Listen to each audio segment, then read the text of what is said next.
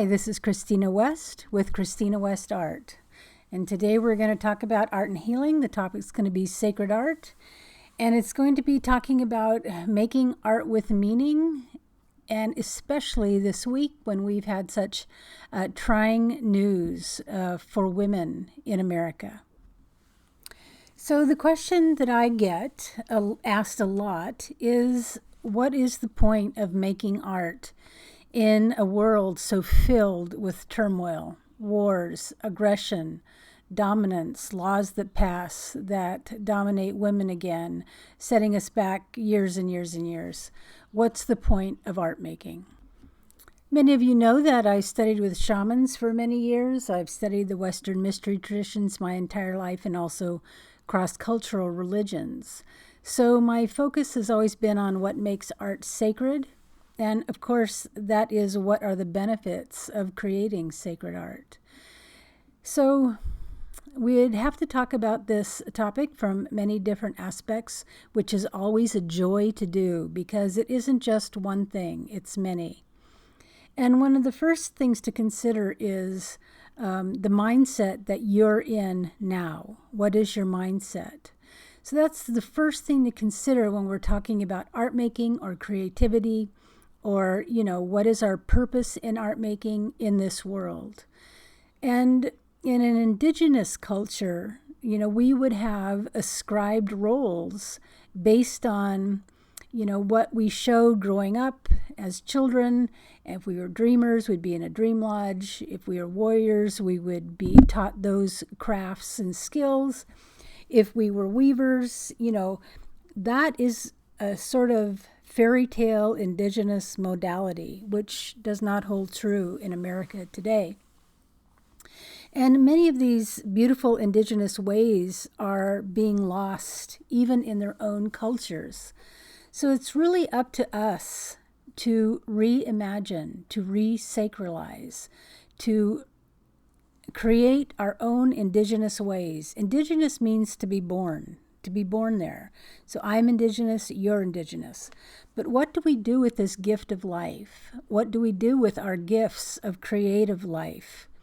What do we do? What do we create? What do we want? How do we want to live? What's affecting us? What's stopping us? What scares us? What blocks us? These are the questions we're going to talk about regarding sacred art today.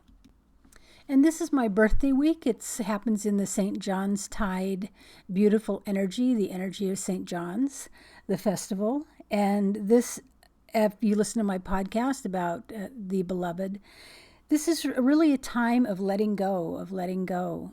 But if we're crafters or makers or we're professionals, we're artists, we have to work. We have to, make our product or write our books or paint our paintings, irregardless of what's being thrown at us, if we're getting a curveball thrown by the universe. So the sun comes up every day. The sea continues going in and out of the shore. We still get waves. The lake is calm. The seals, the dolphins, the sharks, the kelp, the coral, it all goes on. And we can, in our feeling life, become overwhelmed. And this can block us and stop us from not only going forward, but from actually breathing. And so right now, I'd just like to invite you to just stop, feel yourself in your body, wherever you are, standing, walking, driving. Let your tummy soften and roll forward.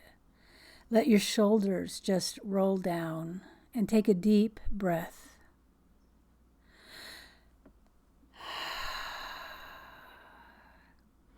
Inhale, exhale. The universe is presenting each and every one of us with a different story. We're in a different fairy tale, each and every one of us. And it can look like we're lost in the woods.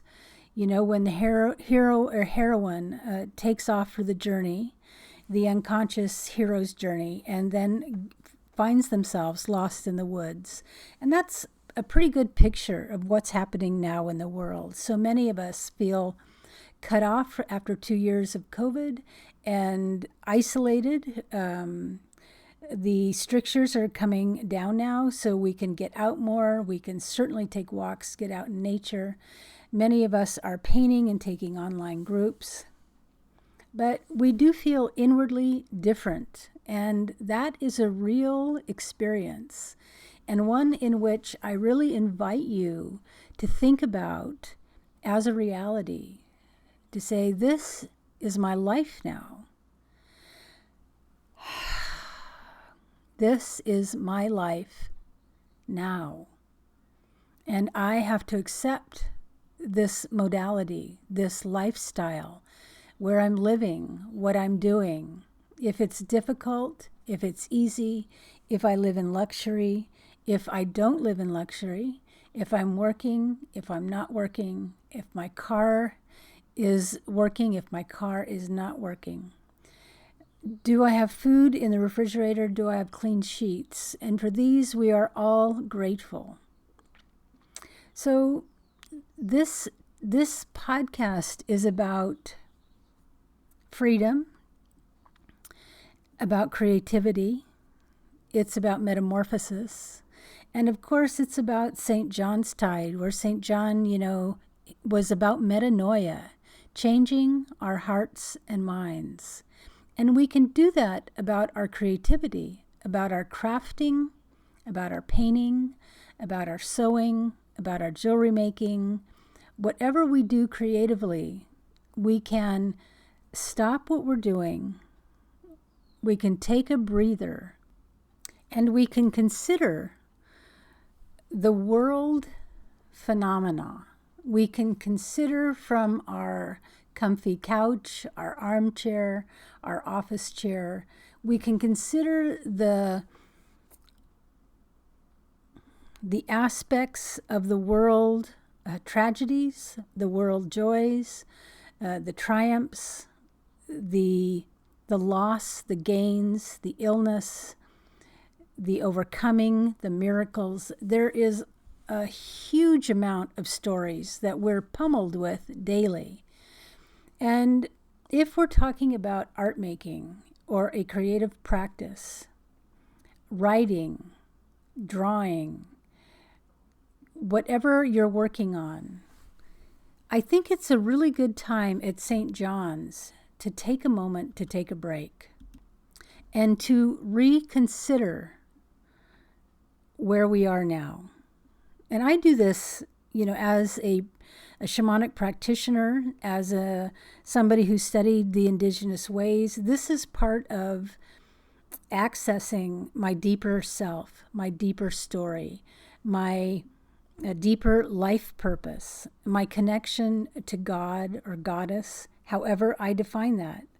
And that's the same for you. You have a deep connection. It's either in your body, through your body, in nature, through dream work, through painting, through sculpting, through dancing, through working, whatever our creative outlet is. I think at this time, if we're going to consider what is sacred to me, we want to consider what we are gifting to the world, what we are giving, what we're gifting, what are we making, what is the substance of our creations. So mostly in the art world, if we're talking about creativity, whether that's getting a book published, getting into galleries, selling your paintings, teaching classes, the whole myriad of ways, it's about product and promotion, product and promotion, product and promotion. But if we're considering sacred art from an indigenous perspective, from a deeply spiritual point of view, whatever that point of view is, it can be religious, it can be shamanic, it can be spiritual, it can be with a meditative intent. We can really strip away all the brouhaha and take a look at what is it that I create? What is it in its essence that I am putting out into the world? I think this is one of the most fundamental and ignored questions of most artists. They actually just think if I paint and I like it, that's it. I may not like this, I may not like that, but I'm just going to sell it and get it out in the world. But if you're considering a sacred art practice, and that doesn't have to be all your art. You can have art that's, just art that you like. You can have a daily sketchbook journal. You can have classes that you take. But there can be a separate stream within your art, a separate, holiness that you separate out and you keep it quiet. It's really your own sort of personal development, an avenue in which you want to use inquiry, inner development, psychology, inner work, whatever those names that resonate for you for sacred art. Because as a practicing shaman, as a person of power or intent or a healer, what we see with a body that's ill is that it's out of balance. These are words that we all understand. We don't actually know what they mean because in every context will be different for every human being or dog or animal or horse that may be ill. But there's an out of balance in our human frame or physical body, if it's an animal or... And one of the things that is intrinsic in an indigenous mode of knowing is that you hone, you sculpt your character. A warrior has to be brave, has to overcome fear, has to be an athlete, has to be able to track, has keen vision, has a good aim. I mean, there's bazillion things that a warrior has to do to be in the warrior clan. Trackers have different abilities. They have to be able to bend over. They have to be low. They have to see. They have to be able to smell and scent and understand a wide variety of animals and their patterns of behavior and how they live, within the earth strata. So I'm just trying to build pictures for you of different gifts that we might have as an indigenous society, but we also do have as artists. Some of us really like working in abstract. Some like working in florals. Some are figurative painters. They really love the human body. Some are just do portraits. Some just love color fields, and that's their love, is just color harmonies. But if we could, how would I say this? So, in every single tradition, from Egypt to Roman to Christian, all through the traditions, Jewish, they have a scale. They're weighing something. And that could be weighing meat or weighing gold against something. So there's this worth your weight in gold is a saying. And an indigenous person who is not just indigenous, but is brought up within a community, a tribe of people who have worked on their own character development. So they're surrounded by people with character development. And what does that mean, character development? So we're talking about being brave, being truthful, being honorable, being generous, being kind, being courageous, being honest, being protective of those weaker than us. All this develops great character. And character development is actually what I taught for years in the women and men's group, because I could see within myself the lack that I had within my own character and some of my character traits that needed scrutinizing, making a decision about some of the ways that I either communicated or shut down, or what my triggers were, or that is the realm of your character. Who are you? Who are you really? Not your persona, not the fake person that you pretend to be. And we all have many different personas, these masks that we present to the world. And we might have a kind mask, a kind face, but inside we judge people harshly. We don't consider them up to our own value, the value that we place on ourselves. We might be very jealous of other people and envious, but we would never acknowledge that.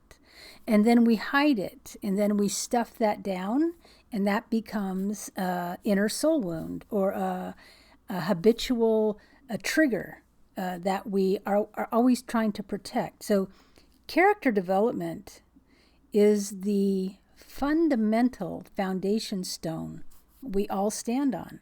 And if you don't know who you are as a personhood, as a man or a woman on the earth, and I'm not talking about gender, I'm talking about qualities, higher qualities. In fairy tales and in the myths and legends, this is always sort of the beast within us, the overcoming the double or the shadow. And those are all character traits that don't really benefit us, that don't really serve us, that we've been hurt in the past, and we cover that up with some consolidated habitual patterns so we don't feel it so much, but it might lead to other things like habits of sullenness, of dominance, of having to be right, of being very, very quiet and disappearing, and not taking any risks because you cannot fail in front of anybody. It's a whole wide range. It's what every story is written about, every narrative plot, every scene 1, scene 2, scene 3 is laden with what is going on with the character and what's their challenge and what's their goal. And that's for each one of us in this life. I have a challenge and a goal. I have many challenges and many goals. And we think about these all day long, don't we? And if you're a gardener and you see how weeds can spring up from nowhere in a garden that you've planted, and suddenly within 2 days, you've got a seedbed that's filled with little tiny sprouts of things that weren't there, you thought, that are little weeds that you have to pluck out so you can let the herbs grow, or the tomatoes or the zucchini. And then you might have, like what I have this summer, I have a beautiful rose garden that is just being destroyed by I can't tell what. The leaves are just being eaten alive. It's the worst year I've ever seen it. So I'm going to have to go to the nursery and take some leaves and say, what's the scoop? What can I do to help my roses? Now, this is the same thing that we do if we go to a therapist. We feel inside that something isn't working. We either have fights with ourselves, that we're in a constant battle in our own thinking, or we're talking down to ourselves, or other people are talking down to us, or the way we engage with people isn't working. All kinds of flags can be going up that show that the complexity of just being in the world can be absolutely overwhelming. So it's not just you fighting yourself. It's you and your neighbor fighting each other, you and your friends fighting each other, you and your lover fighting each other, you and your boyfriend fighting each other, or girlfriend. I've told this story in the past, and I'm going to tell it again because it's a great story. But a friend of mine went down and worked with a Brazilian shaman who worked in the ayahuasca medicine field. And this was a real shaman who had worked his entire life with the plant. And, you know, you go down and you experience the plant and you purge yourself beforehand.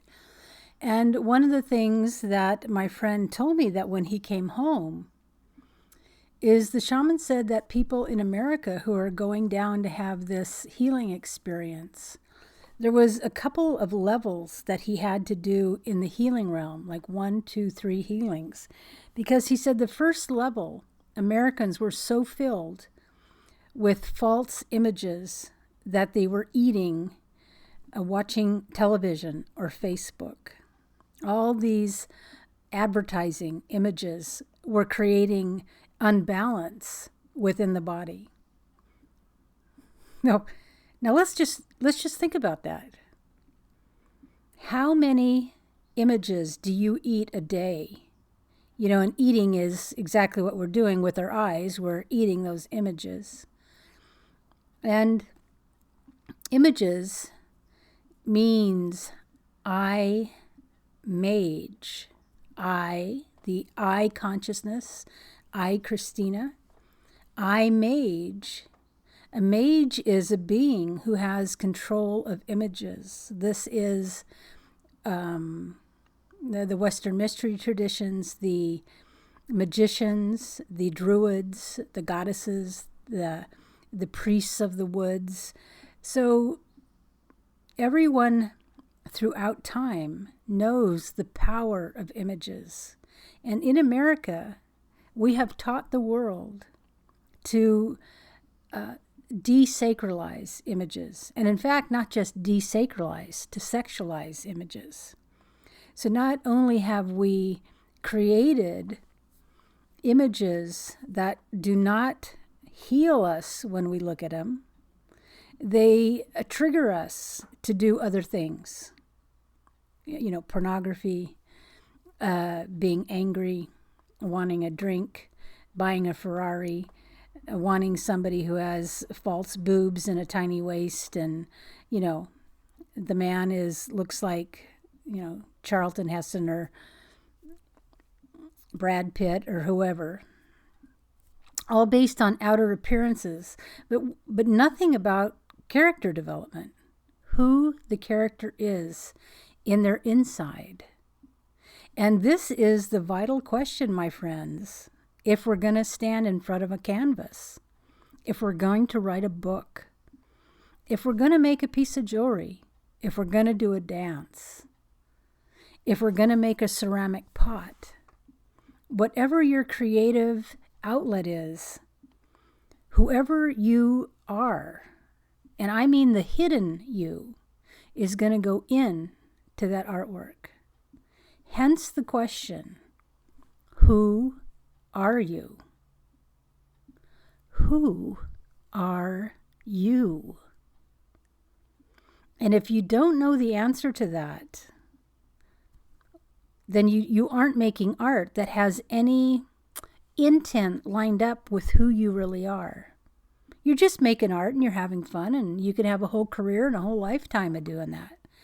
But if you're thinking about considering sacred art or art made with intention, or an indigenous way of art making, or a art making that has some personal power in it, art making that can hopefully transform your soul, and even higher, you have the ability, because you've overcome yourself and cleaned up your character, that you can put healing into the images that you create for the benefit of others.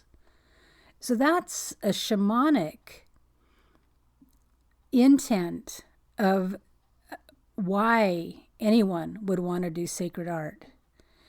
And trust me, many, many people have this ability, and they don't know they have it because they have never been told about it. They don't know that it's a wonderful game that you can play with yourself to like keep a diary of your faults and flaws, and do exercises. Positivity, the Eightfold Buddhist Path is positivity, equanimity, not having too much sympathy or antipathy, holding yourself in check when you want to emote. You pick times in which you control yourself. And this actually builds a deep spiritual power, which is kind of hard to talk about if you haven't tried it yet. So one of the techniques that the Western mystery tradition teacher gives is called the Rukshao. This is from Steiner. This is called the backward review of the day.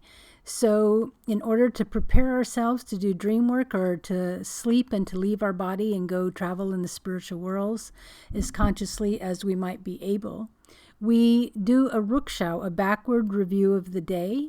This is done very briefly. This isn't a time to judge yourself or to get lost in what happened. It's just a quick review backwards of your day.